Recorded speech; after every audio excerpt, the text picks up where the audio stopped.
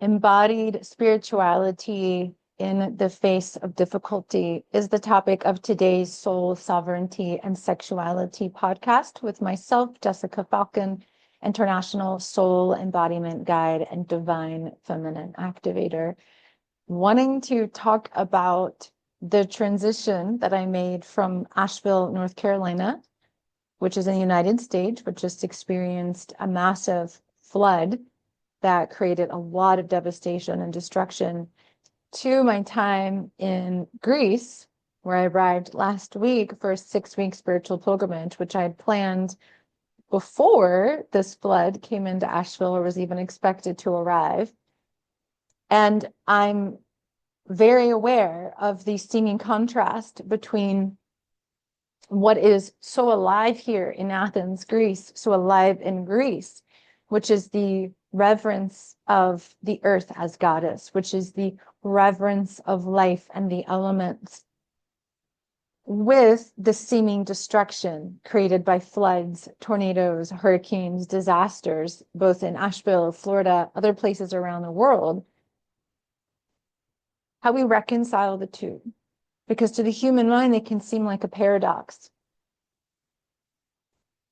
My understanding from the research that I've done into ancient cultures and religious history is that it was at the time of climactic change, when forested savannas turned into arid, dry deserts, that the nomadic invaders, known as the Northern Indo-Europeans, began to leave these deserted sites and go to other civilizations and forbid the worship of Gaia, forbid the worship of the earth.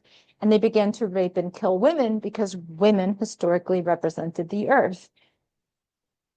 Because in many ways, the theory is that they felt betrayed by the earth. And so therefore they would forbid its worship. And when I use the word worship, I don't mean worship in the modern day context of I worship this one outside of me or above me. When I say worship, I'm really saying revering, which is holding as holy, revering as sacred. And I wonder, was it actually the climactic shift that created this separation from Gaia, the earth, as goddess? Or was it that they had already begun to separate from the earth? And that separation itself is what created this destruction and climactic shift. It's a really important question to ask ourselves. What was the actual root? Not in a blaming sort of way, because the earth has her own path, her own way of being. The human mind can't really comprehend what is needed for this earth to thrive and survive, especially despite all the things that we are consistently doing to damage and hurt her and take from her without giving back. But the question posed as in, if we were in more harmony with the earth, would the elements be in greater harmony? Would this type of destruction still be occurring? I don't know. Do we know? Can we know when we are consistently creating destruction on this planet? Can we actually know the answer to that question? What came first, right? It's like the chicken or the egg. What came first? I see and feel and know and experience the earth as her own living, conscious, breathing entity, not in human form, but living through and in and as us. Because as much as we see outside and we see the earth and we see the air, we see the fire, we see the water, the reality is that we are that. These elements comprise to make us up. And when we are out of balance, that creates dis-ease within us. And so if that's creating dis-ease within us as humans, would that lack of balance also create dis-ease within the planet?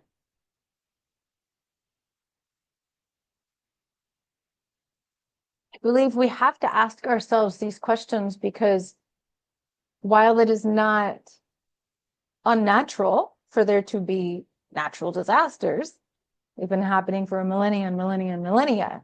And I'm not saying anyone is to quote blame for this. This is not about blame. This is not about pointing the finger. This is about looking at how we navigate these natural disasters and difficulty through a spiritual lens that is embodied and real and raw and heartfelt. Because it is one thing to be, quote, spiritual, however you might define that for yourself, when everything is going well. And unfortunately, particularly in America, we've created a spirituality that is based on you create everything you want. You co-create everything in your reality. And if something is not going well, it's your fault. Something is wrong with you. That spirituality is linked to having more and more and more and more and more and everything always going really well.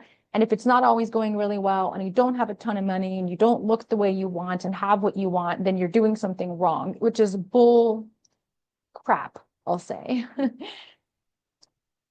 The ancients understood that there's way more into the world than meets the eye than, quote, having everything you think you want. And my own initiatory path by the goddess herself was to lose everything I had worked hard for. And I'm going to link this to the Eleusinian mysteries in a minute, because I was actually at the archaeological site of Eleusis yesterday. When I was a criminal prosecutor, I woke up at 5 a.m. one morning to have breakfast, go to the gym. I was in the middle of a jury trial. And 13 inches of rain from a tropical storm came through the city of Charlotte, North Carolina, where I was living at the time. This was in 2008. I think I already said that. And basically destroyed everything I owned in a matter of 5 hours. I had to be rescued by firefighters. The waters were chest high. And I stood there feeling completely powerless to do anything about it because there was nothing I could do but watch it all literally waste away. And while it was devastating and there was a lot of destruction, it was the beginning of my spiritual awakening. I began to look at what actually mattered, which isn't any of the things that I was compiling. It wasn't about having the house, having the belongings, doing things, quote, right, the straight path to success. I began searching, but instead of searching externally, which we're so conditioned to do, I began searching internally to my deep truth. What was going on inside of me? What was this showing me? What was this telling me? How could I use this to come deeper into the knowing of God within me? And I began to search out meditation. I began to meditate, began to spend time in silence. I began to go into and discover my internal world, because once we turn our eyes inward and we ask these questions and we make every breath a prayer and we ask for guidance and we ask to be shown the way, you will be shown the way, you will be shown the way. You just have to listen. You have to listen. And I had the guidance come to me. I began to see the ways in which I was clinging externally, with which to know myself, with which to have security. And as easy as it is for us to get lost in, okay, there's been devastation, now we're just in survival. I know that is so easy. Believe me, when I was in Asheville, when the flood came through, and there was no power, and there was no water, and there was no internet, and there was no data, there was no way to communicate with people. My family didn't know if I was alive or dead. I'd watched so much be literally destroyed in front of my eyes. And of course, in those moments, all you're thinking about is, okay, what do I need to do? Where do I need to go? How do I need to get there? And there comes a point when recovering from those intensified moments of disaster that we need to use our spirituality, our awareness of the divine, our interconnection with all things, our heart to move out of survival into a place of healing so that we don't go back to what it was like before. We actually create we create a completely new reality from this darkness, let's say. That's the purpose of initiations in an ancient context. In ancient context, initiations would intentionally put you into the dark, would intentionally put you into difficulty, would intentionally put you into loss, into destruction, so that you learned how to bring the light into the dark, not get lost in the dark. This is how we move out of situations like this. This is how we don't see ourselves as victims. This is how we bring the light of our spiritual awareness into whatever darkness we are seemingly experiencing with our physical eyes, with our human self. We can actually transmute that darkness into the light.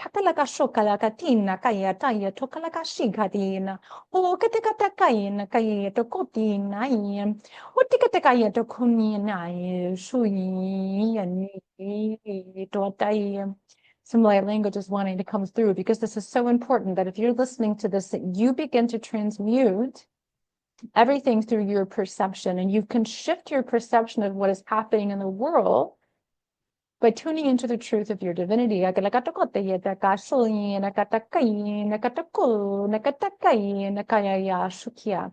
you get lost in the perception of what is happening around you, and you stop seeing it through the eyes of your soul, you become a victim. You're in survival mode. That's all you can see. That's all you can hear. That's all you can know. The point of these initiations on a collective level, on an individual level, is to lift ourselves up out of these, to create literally new realities, new ways of being. It's an option. It's a portal. We either walk through or we don't walk through it. It's a choice. I used the flood that happened to me in 2008 to walk through a portal to a very new way of seeing the world, in which I began to see my soul, live from my soul, discover my soul's truth, and anchor into my divinity, which is to anchor into my true power, which is to anchor into my sovereignty. I could have just been, oh, woe is me, I'm in survival. I didn't have flood insurance. It was a financial strain. I was technically homeless for 5 months.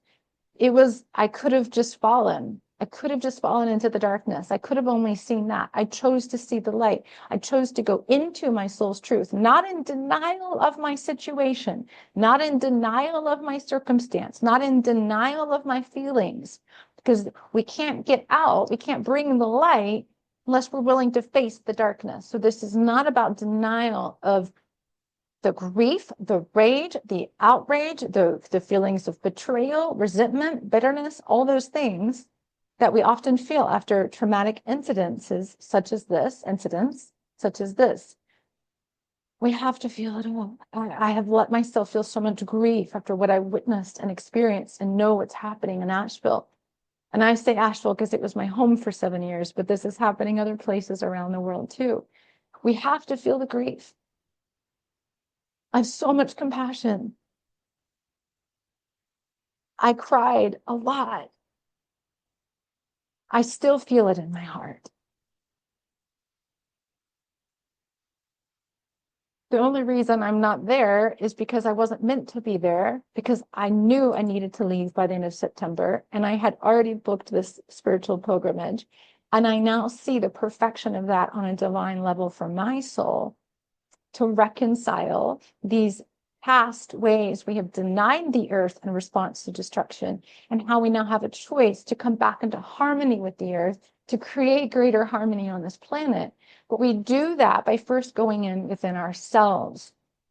Because even in the quote spiritual world, if we are still looking for something external to give us a sense of safety, but primarily a sense of meaning. We're searching, we're seeking, which can be part of the path. But we find what we're seeking when we go within instead of looking for it outside of us.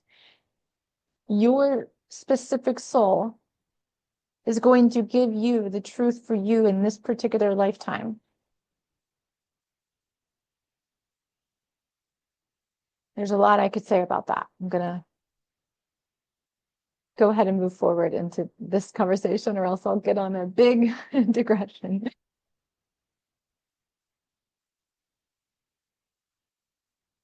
I have to wonder, was it really that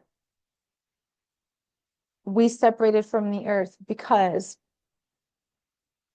of the destruction thousands of years ago? Or did the destruction start after we separated from the earth? Which came first? And really, the deeper question is, how do we come back into harmony? How do we stop seeing the earth as something we can take from and not give back to? How do we stop destroying the very thing that gives us life? How do we stop seeing ourselves as separate from the thing that actually creates us and allows us to live? If we look at this from a multidimensional perspective, which I can't help but do because I know that I am a multidimensional being, and so are you. I'm a star being. I have actual visceral memory of this, that has chosen to come to this planet Earth to live, to experience life, to experience perceived separation. It's not real. Perceived separation, to ultimately come back into union, to come back to source. It is a high level path of initiation and advancement for every soul who chooses to come to this planet. If I know that I chose as a light being to come onto this planet to experience life, why would I do anything but revere and worship this planet as holy and sacred for giving me the ability and the capacity to experience life itself? Why would I damn the very thing that I cannot live without? Why would I say I only love you when you give me exactly what I want, but I don't love you when you create destruction or do what I don't think is a good thing? This is all based on the mind, right? Because we don't actually know what is in the highest and best interest of this planet and all of humanity and all of the earth and all of the elements. We don't actually know that. The highest and best outcome for this planet could be a lot of destruction and a lot of floods and a lot of hurricanes, a lot of tornadoes. We don't actually know. And if we just look at through our human eyes, we're seeing destruction and devastation and, oh my gosh, something is wrong and this is bad. But if we see it from a multidimensional perspective, we can lift up and out of that. Again, not at the denial of our humanity. We can lift up and out of that and say, okay, there's way more going on than meets the eye. I am an eternal being. Ultimately, I am invincible. My light is invincible. So how do I use my light to shift my consciousness, to shift my reality, to shift out of this destruction into something that is actually more in alignment with the truth of who and what I am? So I'm not identifying with suffering and identifying with separation, but I'm identifying instead with the sacredness of life, the holiness of my being, the joy in every moment, the gratitude no matter what is happening around me, the love that is ever present, even if I'm in the midst of pain, even if I'm in the midst of having to have my survival needs met. How can I actually shift my perception of reality to do this? Now, is it hard to do this? Has it historically been hard to do this? Yes. If you look at history, it has been incredibly difficult for us to merge our perception of our divinity with our human reality. And so we identify with suffering. And there's a lot out there around the nervous system, how we need our survival needs met, obviously, right? We can't survive without water, without food, We can definitely survive without data and internet and electricity. People did for thousands of years. We can't survive without food and water. And we need those needs met, of course. What I'm saying is that we're limiting ourselves and our experience to human solutions when we're not looking at it outside of the human solution. When we're not sourcing from our divinity, which is the realm of magic, which is the realm of miracles. The myth of Jesus creating wine from water. He didn't do that through his physical hands. He did it through energy. He did it through frequency. He did it through vibration. He did it by connecting with the source of all that is and using that to create alchemy. We have the capacity to create alchemy on this planet, but we cannot do it as a human self relying solely on survival and disconnection from our divinity. That is not how we're going to create new realities. That is not how we're going to create alchemy and transmute the darkness to light. It doesn't work that way. And so I'm saying this because every one of us, regardless of whether or not you are at all impacted by any of the flooding or storms now or in the future or past, we really, I believe, need to look at how am I using the power of my heart, the biggest electromagnetic field in your body, to shift your nervous system, electric, magnetic system, into higher vibrational states, to develop your third eye, your capacity to see beyond form, to literally create new realities that are sourced from within your own knowing, that can perhaps defy logic or defy ration, because you're sourcing and leaning into something much, much greater than you or your human mind. You're tapping into the universal mind. You're tapping into the web of life. You're tapping into the portal of your heart. And this is how we start to create new realities on this planet. But it starts with you coming into deep sacred union with you. Again, not at the expense of your humanity. This is not about any sort of spiritual bypassing, whatever phrases people are using today. This is about, I honor my human experience completely.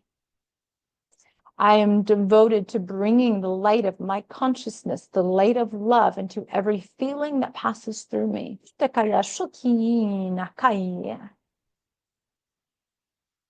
I act based on my inner knowing. I trust what I see, sense, and feel.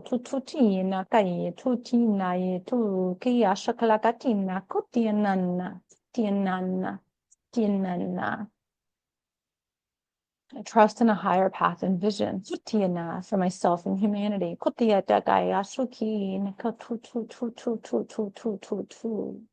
And in every present moment, I lean into the divine love that I am. And I trust the divine that I am to direct my every action, my every word, my every choice.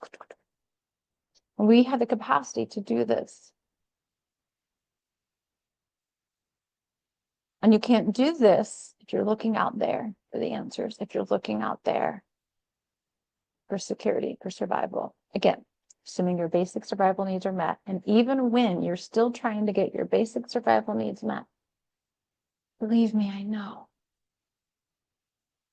Tuning into your soul, tuning in, you can still hold love and gratitude and light, even in the midst of that. It's hard.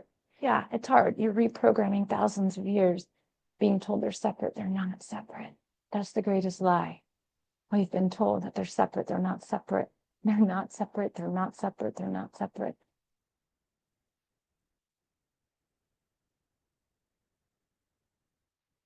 So I encourage you to go within your heart. We're going to do a mini heart activation. To go within your heart, to breathe into your heart.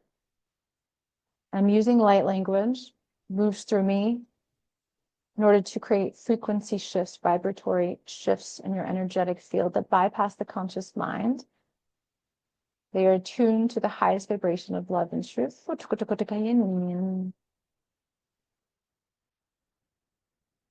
We cannot, this time around, separate from the earth and the elements out of fear.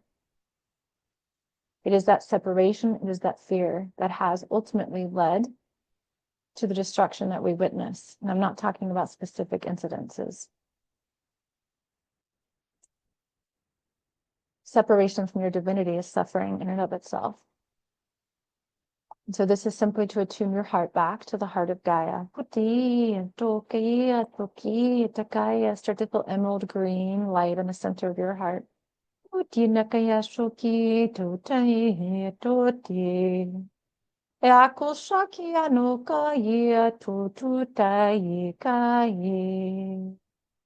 Yanatu Shakina,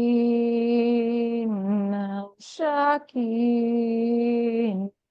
Shakina.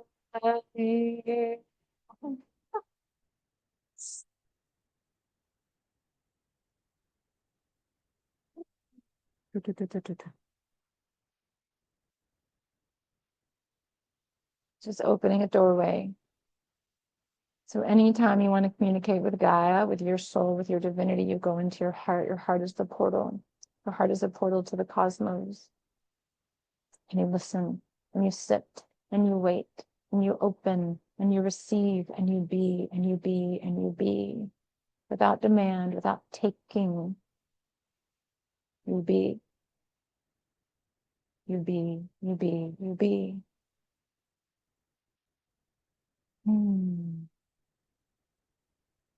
deepening your breath when you're ready.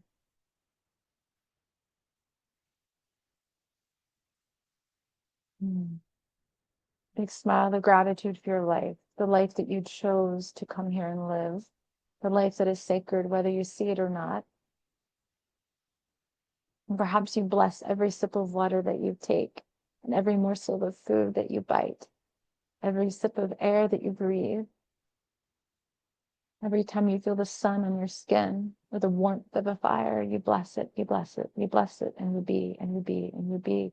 And perhaps as we start to create more holy communion with the elements, we start to create more holy communion within ourselves, we actually create holy communion on this planet again.